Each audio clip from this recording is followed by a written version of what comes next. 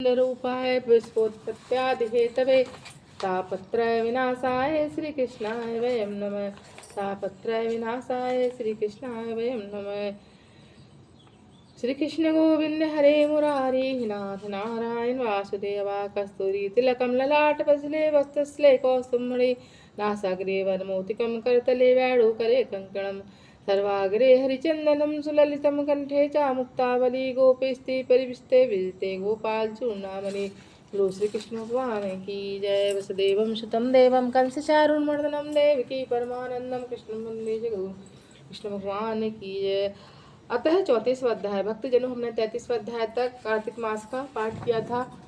चलिए अब 34 अध्याय का हम पाठ आरम्भ करते हैं। भगवान आपकी सभी मनोरथ पूर्ण करें एवं तुलसी माता में भक्ति, कृष्ण भगवान में भक्ति प्रदान करें। बोलो तुलसा माता की जय। बोलो शालिग्राम भगवान की जय। अतः 34वां अध्याय। सूत जी ने ऋषियों से कहा, प्रसंग बखान 34वें अध्याय पर दया करो भगवान। हे सूत जी, यह पीपल के पेड़ शनिवार के अतिरिक्त सप्ताह में बाकी दिन में क्यों पूजन नहीं करना चाहिए? सूत जी ने कहा, समुद्र मंथन करने से जो रत्न देवताओं को मिले वे सब देवताओं ने लक्ष्मी और कौस्तुभमणि भगवान विष्णु को दे दी थी। भगवान विष्णु जब से लक्ष्मी से विवाह करने के लिए तैयार हुए तो लक्ष्मी जी ने कहा, हे प्रभु, जब तक मेरी बड़ी बहन का विवाह नहीं हो जाता आप मुझसे विवाह कैसे कर सकते हैं? इसलिए आप पहले मेरी बड़ी बहन का विवाह करा दीजिए, बाद में मुझसे विवाह कीजिए, क्योंकि प्राचीन नियम है। लक्ष्मी जी कैसे वचन सुनकर भगवान विष्णु ने लक्ष्मी जी की बड़ी बहन का विवाह उद्दालक ऋषि के साथ करा दिया। वह अलक्ष्मी बड़ी कुरूप थी, उसका बड़ा मुख चमकते हुए दांत, वृद्धा के समान शरीर, बड़े बड़े नेत्र, रुखे बाल। वैसे उद्दालक भगवान विष्णु के आग्रह से उससे विवाह कर वेद मंत्र की धनुषी गुंजाते हुए आश्रम ले आए। वेद ध्वनि में गुंजित हवन की प्रेरित धुएं से सुगंधित ऋषियों की मनोहर आश्रम को देखकर वह बहुत दुखी हुई। महर्षि उद्दालक ने कहा, इस आश्रम में वेद ध्वनि हुई, अतः यह स्थान में रहने योग्य। महर्षि उद्दालक ने उससे कहा, यह आश्रम में वेद ध्वनि है, इस स्थान रहने योग्य नहीं, इसलिए आप मुझे किसी दूसरे जगह ले चलो। लक्ष्मी ने कहा। उसकी बात सुनकर महर्षि उद्दालक ने कहा, तुम यहाँ क्यों नहीं रह सकते हो? तुम्हारे रहने योग्य दूसरी कौन सी जगह है? लक्ष्मी ने कहा, जहाँ पर वेद ध्वनि न होती हो, अतिथि का सत्कार न हो, यज्ञ आदि न होती हूँ, उस स्थान में मैं नहीं रह सकती।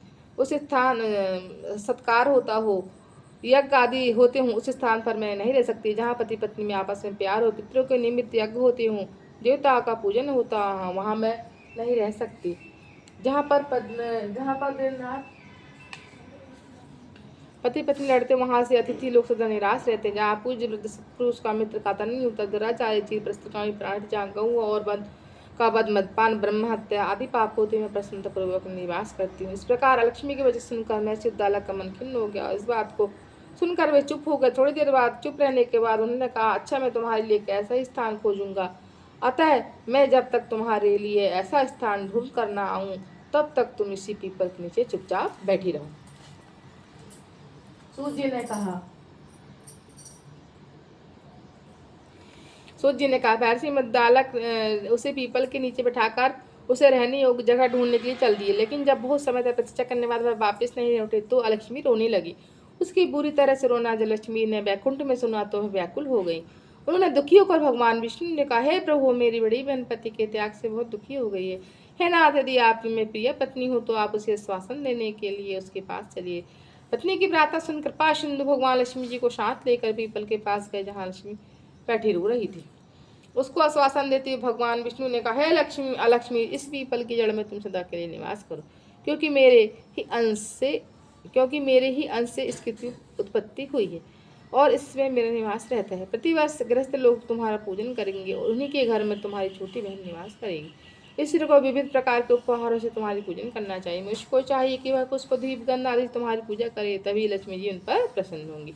सूत जी ने कहा, भगवान श्री कृष्ण सत्यभामा पृथु और नारद का संवाद तुमको मैंने सुना दिया है। जिसके सुनने से मनुष्य के सब पाप नष्ट हो जाते हैं, उसे वैकुंठ की प्राप्ति होती है।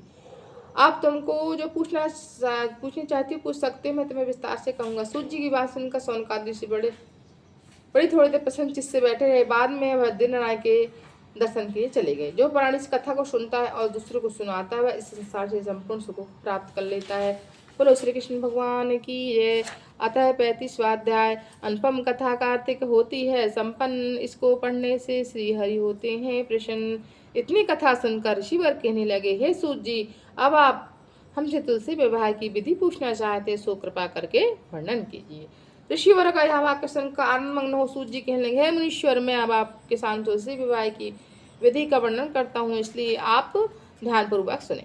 जब सूर्य उत्तरायण हो, गुरु शुक्र का उदय हो, विवाह के नक्षत्र हो, विशेषकर पूर्णिमा हो अथवा कार्तिक का महीना भीष्म पंचक हो, तब तुलसी के वन में वह अपने घर में सुंदर मंडप, उत्तम हवन कुंड के सहित मनोहर वेदी की रचना करता हुआ ऋतुज ब्राह्मण को विद्वान राग देश से रहित हो उन्हें आमंत्रित करे। ग्रह यज्ञ आराम करता हुआ अमृतकाओं का पूजन करे। हे मुनीश्वर, ऋतुजों के ऋषियों के उपस्थित होने पर नंदी मुख श्राद्ध करे, तत्पश्चात भगवान शालिग्राम मना करूँ का विधि विधान से पूजन सामग्री करके बांदी की तुलसी को समर्पण करे। इस प्रकार विवाह विधि से तुलसी जी का परिग्रह करने के बाद विधि पूर्वक होम करे। इसके बाद पत्नी सहित यजमान, भाई बंधु सेवकों के साथ चारों ऋतुवजों के सहित विष्णु भगवान की प्रेम प्रदक्षिणा करता हुआ शांति पाठ, मंगल गान के साथ बाजे आदि बजवाने चाहिए।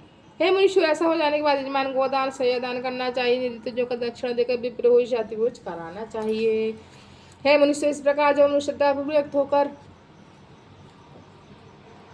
युक्त होकर शांति संतोष को धारण करता है, विष्णु भगवान को तुलसी अर्पण करता है, वह समस्त पाप से मुक्त होकर संसार के सुखों को प्राप्त करते हुए अपने विष्णु को प्राप्त है, इसमें कुछ संशय नहीं है। मनुष्य, जिस प्रकार तुलसी जी के विवाह की विधि बताई, उसी प्रकार आंवला, समी, पीपल की विधि समझना चाहिए। और श्री कृष्ण भगवान की जय। श्री कृष्ण गोविंद हरे मुरारी, हे नाथ नारायण वासुदेव। बोलो श्री कृष्ण भगवान की।